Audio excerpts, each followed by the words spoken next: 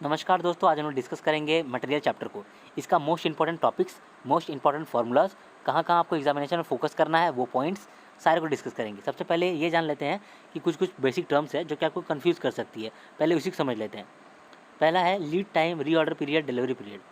ये क्या होता है? Basically it is a time gap between the date of placing order and date of receipt of material. मतलब जब आपने ऑर्डर प्लेस किया है सप्लायर को और जब वो आपको सामान दे के जाता है, इस बीच में जितना भी समय लगता है उसे हम लोग ही लीड टाइम कहते हैं, या री ऑर्डर पीरियड कहते हैं, या डिलीवरी पीरियड कहते हैं। एंड डिलीवरी होने में कितना समय लगा है। फिर दो चीज़, कंजम्पशन और प्रोडक्शन, दिमाग में रखना पड़ेगा आपको। कंजम्पशन का मतलब होता है कि रॉ मटेरियल कंज्यूम किए। अगर प्रोडक्शन क्वेश्चन में बोल रहा है इट मीन्स कि वो एफ को प्रोड्यूस कर रहा है। प्रोडक्शन हमेशा एफ का होता है, लेकिन कंजम्पशन हमेशा रॉ मटेरियल का होता है। याद रखिएगा, कंजम्पशन हमेशा रॉ मटेरियल का होता है, प्रोडक्शन हमेशा एफ का होता है। क्वेश्चन का फर्स्ट लाइन ध्यान से पढ़िएगा, क्योंकि वहीं पर रहता है। अगर प्रोडक्शन बोल रहा है तो वो एफ बता रहा है, अगर कंजम्पशन बोल रहा है इसका मतलब रॉ मटेरियल की बात कर रहा है। अगला इंपॉर्टेंट पॉइंट ये है कि कंजम्पशन और लीड टाइम हमेशा सेम टर्म्स में एक्सप्रेस होना चाहिए। जैसे कि अगर कंजम्पशन पर डे है तो लीड टाइम भी डे में होना चाहिए। अगर कंजम्पशन पर वीक है तो लीड टाइम भी वीक में होना चाहिए। अगर सेम टर्म्स में एक्सप्रेस नहीं किया हुआ है तो पहले सेम टर्म्स में एक्सप्रेस कर लेंगे। याद रखिएगा इस पॉइंट को, ये आपको तंग कर सकता है। तो चलिए अब सीधा फार्मूलाज पे आते हैं। सबसे पहला फार्मूला है reordering level. Reordering level is equal to maximum consumption into maximum lead time. यहाँ पर री ऑर्डर लेवल क्या है? स्टॉक का ऐसा लेवल जहाँ पर कंपनी को दरकार पड़ गया है कि उसको री ऑर्डर देना पड़ेगा सप्लायर को। तो री ऑर्डर लेवल का क्या फार्मूला होता है? Maximum consumption into maximum lead time. अब मिनिमम स्टॉक लेवल, जिसको हम लोग बफर स्टॉक भी कहते हैं, बेच स्टॉक भी कहते हैं, और इसको सेफ्टी स्टॉक भी कहते हैं, इसका क्या फार्मूला होता है? Reordering level minus normal consumption into normal lead time. Reorder level minus normal consumption into normal lead time. कभी कभी आपको नॉर्मल नहीं देता है तो नॉर्मल के केस में एवरेज देगा, तो वहाँ आप एवरेज यूज़ कर सकते हैं। अब मैक्सिमम स्टॉक लेवल का क्या फार्मूला होता है? री order level minus minimum consumption into minimum lead time plus ROQ। क्या फार्मूला है मैक्सिमम स्टॉक लेवल का? री ordering level minus minimum consumption into minimum lead time plus ROQ। Average stock level कैसे निकलता है? Maximum stock level plus minimum stock level divide by 2। फिर से discuss करते हैं। री ordering level maximum consumption into maximum lead time, minimum stock level जिसको buffer stock भी कहते हैं, बेस स्टॉक भी कहते हैं, सेफ्टी स्टॉक भी कहते हैं। री order level minus normal consumption into normal lead time. Normal नहीं दिया रहेगा तो एवरेज दिया रहेगा। मैक्सिमम स्टॉक लेवल का क्या फार्मूला है? ROL, reordering level minus minimum consumption into minimum lead time plus ROQ। Average stock level is equal to minimum stock level plus maximum stock level divide by 2। अब इस chapter का हृदय EOQ। EOQ economic order quantity, इसका क्या formula होता है? √2AO/C। √2AO/C। यहाँ पर ए क्या है? एनुअल रिक्वायरमेंट्स या फिर annual demand of raw material. याद रखिएगा, या एनुअल बोल रहा है, एनुअल रिक्वायरमेंट या फिर annual demand of raw materials, FG नहीं, रॉ मटेरियल्स। याद रखिएगा, FG नहीं बोल रहा है, रॉ मटेरियल्स बोल रहा है। तो annual demand of raw material. कभी कभी आपको एनुअल नहीं देगा, आपको देगा क्वार्टरली, तो 4 से गुना कर दीजिएगा। आपको देगा मंथली, तो 12 से गुना कर दीजिएगा। और कभी कभी ऐसा भी बोलेगा आपको कि एनुअल रिक्वायरमेंट्स या एनुअल डिमांड्स ऑफ FG इतना है और FG में इतना कंज्यूम हो रहा है रॉ मटेरियल। तो लेकिन याद रखिएगा, आप रॉ मटेरियल लीजिएगा ना कि FG। यहाँ पर एनुअल रिक्वायरमेंट्स या फिर annual demand of raw material है। O क्या है? O है ordering cost per order, ordering cost per order. C क्या है? Carrying cost per unit per annum. याद रखिएगा, carrying cost per unit per annum है, पर यूनिट पर एनम है। ठीक है। उसके बाद एक और बात है याद रखने वाली कि EOQ में total ordering cost is equal to total carrying cost होता है, और EOQ एक ऐसा क्वांटिटी है जहाँ पर ऑर्डरिंग कॉस्ट और कैरिंग कॉस्ट मिनिमम होता है। दो बातें हैं, जहाँ पर ऑर्डरिंग कॉस्ट और कैरिंग कॉस्ट मिनिमम होता है और जहाँ पर total ordering cost is equal to total carrying cost होता है, वही EOQ होता है। कैरिंग कॉस्ट का फार्मूला है Q/2 इंटू C। यहाँ Q क्वांटिटी है और C carrying cost per unit per annum है। तो Q डिवाइड बाय 2 क्यों किए? 2 किए इसलिए क्योंकि हमको एवरेज में देखना था कि कैरिंग कॉस्ट कितना लग रहा है, इसलिए Q/2 इंटू C। अगला फार्मूला है डेंजर लेवल का। Danger level is equal to normal consumption into lead time for emergency purpose. Danger level क्या होता है? एक ऐसा लेवल जो डेंजर में आ गए हैं, तो उस लेवल को कैसे हम लोग कोप अप करते हैं? पहले तो प्रोडक्शन डिपार्टमेंट को बोलते हैं कि तुम नॉर्मल कंजम्पशन करो, मैक्सिमम कंजम्पशन नहीं करो, अभी नॉर्मल करो। और हम लोग ऐसा सप्लायर ढूंढ लेते हैं जो कि इमरजेंसी पर्पज़ के लिए सबसे जल्दी हम लोग को सामान दे, कम से कम लीड टाइम रखे। इसीलिए डेंजर लेवल का क्या फार्मूला बनता है? Normal consumption into lead time for emergency purpose, वही हम लोग का डेंजर लेवल होता है। अब सेफ्टी स्टॉक के केस में रीऑर्डर लेवल का फॉर्मूला चेंज हो जाता है और टोटल कैरिंग कॉस्ट का फॉर्मूला चेंज हो जाता है। रीऑर्डर लेवल का कैसे चेंज हो जाता है? Safety stock plus normal consumption into normal lead time. Normally ROL का क्या फॉर्मूला होता था? Maximum consumption into maximum lead time. लेकिन सेफ्टी स्टॉक के केस में क्या हुआ? Safety stock plus normal consumption into normal lead time.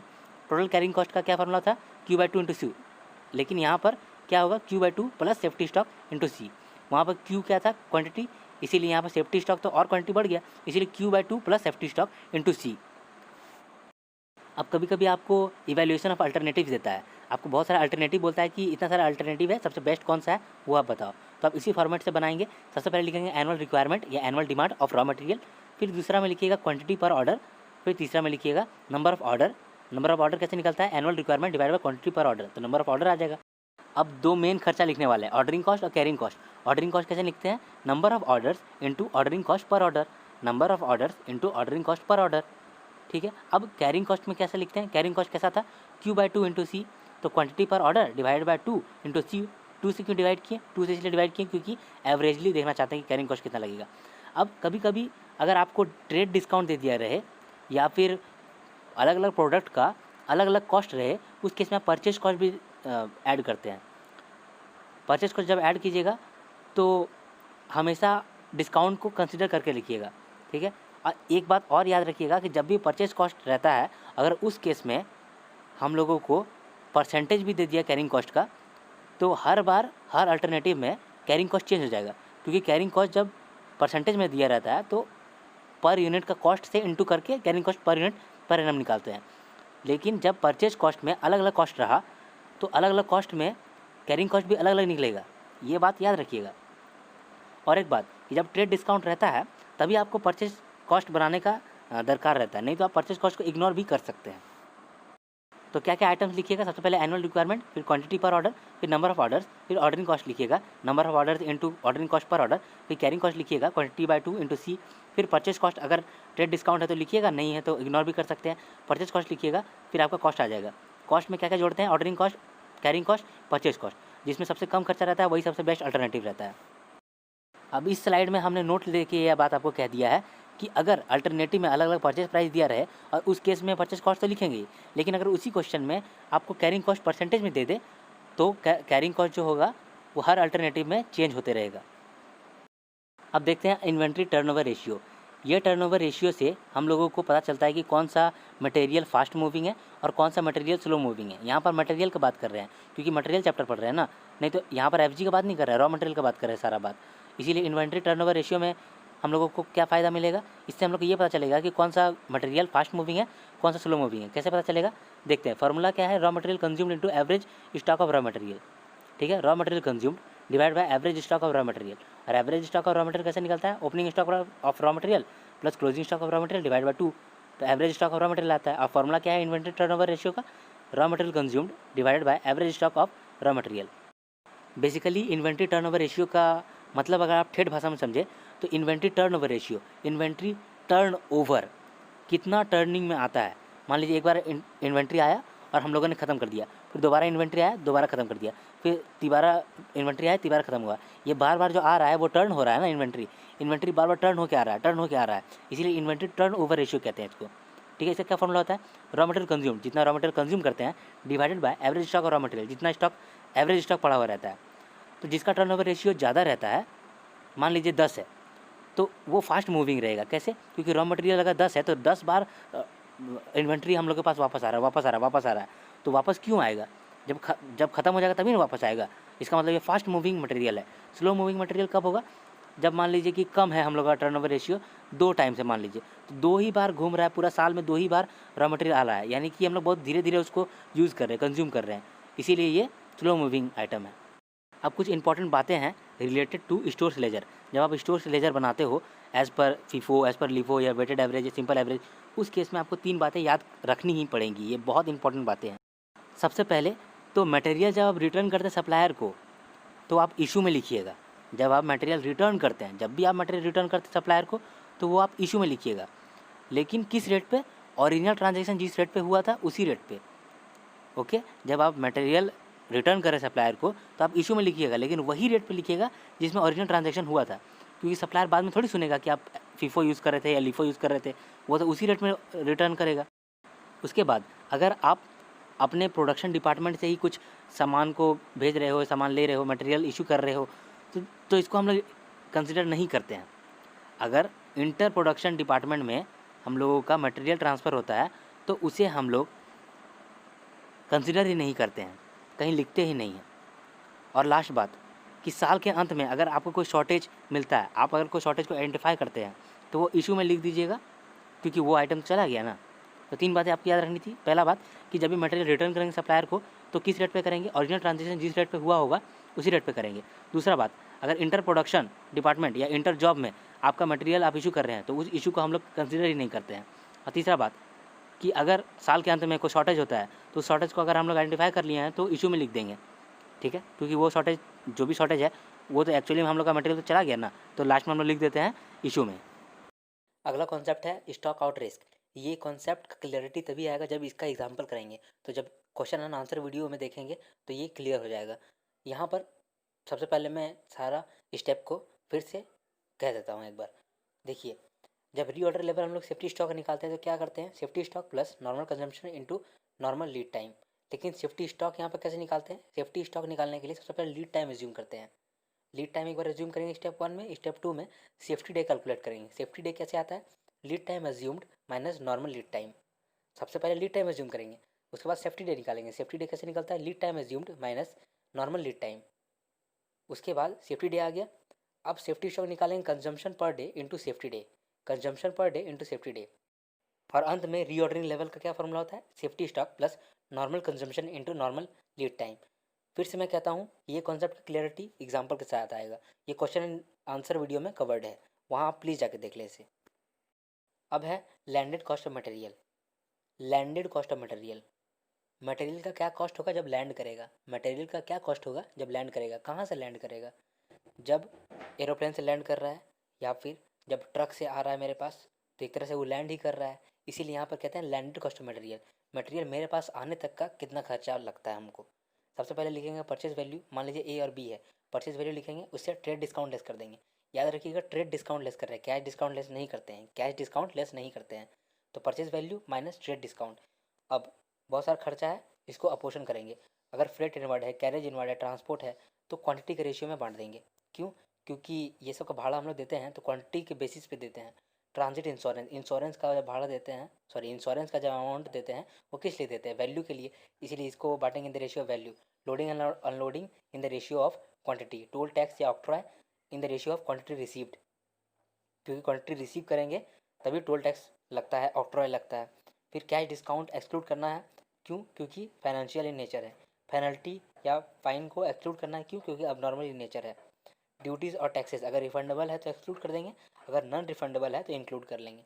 एक बार फिर से landed cost of material, cost of material जब लैंड करेगा तो कितना होगा, लैंड कहाँ से करेगा, अगर ट्रक से मेरे पास आया या फिर एरोप्लेन से मेरे पास आया यानी लैंड किया, तो लैंडेड कॉस्ट ऑफ मटेरियल मेरे पास पहुंचा जब मटेरियल तो कितना कॉस्ट पड़ गया हमको।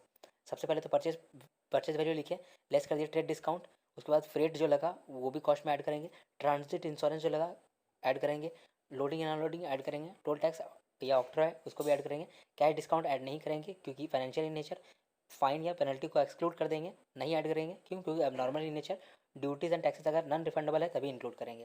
Freight in the ratio of quantity, transit insurance in the ratio of value, loading and unloading in the ratio of quantity, toll tax या फिर octroi in the ratio of quantity received. Cash discount exclude करना है, fine या penalty exclude करना है। Duties and taxes अगर non refundable है तभी इंक्लूड करना है, अगर रिफंडेबल है तो एक्सक्लूड करना है। अगला कॉन्सेप्ट है ABC, ऑलवेज बेस्ट कंट्रोल। ये एक इन्वेंट्री कंट्रोल मैकेनिज्म है, लेकिन ये जानना ज़रूरी है कि कंट्रोल क्यों करें, मटेरियल को कंट्रोल करना क्यों ज़रूरी होता है। मटेरियल को कंट्रोल करना बहुत ज़रूरी होता है क्योंकि हम लोग प्रोडक्शन में अपना कॉस्ट नहीं बचा सकते। प्रोडक्शन जितना होगा डायरेक्ट वेजेस उतना लगेगा ही लगेगा। उसके बाद हम लोग सेलिंग एंड डिस्ट्रीब्यूशन ओवरहेड जो होता है, जैसे एडवर्टाइजमेंट वगैरह वगैरह, वहाँ पर हम लोग का खर्चा लगता ही है, वहाँ पर हम लोग कॉस्ट सेव नहीं कर सकते हैं। कॉस्ट कहाँ सेव होता है, अगर हम लोग मटेरियल को अच्छी तरह से यूज़ करने सीख गए तब हम लोगों का कॉस्ट कम होगा। जैसे कॉस्ट कम होगा प्रॉफिट हायर होगा। हम लोग को प्रॉफिट हायर करना ही ऑब्जेक्टिव रहता है। प्रॉफिट हायर कर सकते हैं तभी जब हम लोग मटेरियल का अच्छा यूज़ कर पा रहे हो। अगर मटेरियल का शॉर्टेज हो रहा है तो शॉर्टेज बचा सके, मटेरियल अच्छे तरह से यूज़ कर पाए, एफिशिएंट वे में यूज़ कर पाएँ, इसके लिए मटेरियल पे हम लोगों का खास ध्यान रहता है। लेकिन मटेरियल तो हज़ार तरह का मटेरियल होता है फैक्ट्री में। सब पे अगर हम लोग अच्छी तरह से नज़र रखें तब तो हम लोगों का बहुत खर्चा लगेगा उस पे। इसीलिए हम लोग कैटेगराइज करते हैं सारे मटेरियल को कि कौन सा मटेरियल सबसे इंपॉर्टेंट है, ताकि उस पर ज़्यादा फोकस रखें, उस पर नज़र रखें, उसको एफिशिएंट तरीके से यूज़ करें। और बाकी जो मटेरियल जो ज़्यादा इंपॉर्टेंट नहीं है उसमें हम लोग बस रेगुलर इंटरवल में एक बार देख लें। इसलिए कैटेगराइजेशन करना बहुत इंपॉर्टेंट हो जाता है। हम लोग सारे मटेरियल्स को 3 कैटेगरी में कैटेगराइज करते हैं, ए बी सी। ए में जिसका क्वांटिटी 10% है लेकिन वैल्यू 70% है। ए में वैसा मटेरियल्स को रखते हैं जो क्वांटिटी में तो 10% है लेकिन वैल्यू 70% है। और कैटेगरी सी में वैसा मटेरियल रखते हैं जो कि क्वांटिटी में तो 70% है लेकिन वैल्यू 10% है। ए में किसको रखते हैं, वैसा मटेरियल रखते हैं जो कि क्वांटिटी में 10% है लेकिन वैल्यू 70% है। और कैटेगरी सी में वैसा क्वांटिटी रखते हैं जो क्वांटिटी में 70% है लेकिन वैल्यू 10% है। और बी में जो क्वांटिटी 10% है और वैल्यू भी 20% है। तो ए कैटेगरी बहुत इंपॉर्टेंट है हम लोगों के लिए, इसलिए यहाँ पर हाई कंट्रोल मैकेनिज्म रहता है। यहाँ पर हम लोग ईओक्यू निकालते हैं, ऑर्डरिंग कॉस्ट निकालते हैं, कैरिंग कॉस्ट निकालते हैं, नजर जमा कर रखते हैं, क्योंकि यही वैल्यूएबल मटेरियल है। अगर इसको कंट्रोल कर लिए, इसका कॉस्ट कंट्रोल कर लिए, तो हम लोग ओवरऑल कॉस्ट कंट्रोल कर लेंगे और हम लोग का प्रॉफिट हायर हो जाएगा। और लास्ट है सी। सी जो है ये नट बोल्ट टाइप का मटेरियल सब है। ये सब में हम लोग एक बार देख लेंगे, रिव्यू कर लेंगे तो काफ़ी होगा। साल में एक बार या 2 बार हो जाता है। यहाँ पर लो कंट्रोल मैकेनिज्म रहता है। और जो बी कैटेगरी का है उसमें मॉडरेट कंट्रोल मैकेनिज्म रहता है। इसको एवेल्युएट कर देते हैं हम लोग रेगुलर इंटरवल टाइम में, जैसे कि 2 महीने में एक बार, 2 महीने में एक बार, ऐसे कर लेते हैं। इसका प्रैक्टिकल सॉल्यूशन करेंगे तो और क्लैरिटी आएगा। आशा करता हूँ कि आपको मेरा वीडियो अच्छा लगा हो। आप वीडियो को लाइक भी कर सकते हैं। धन्यवाद। हर हर महादेव।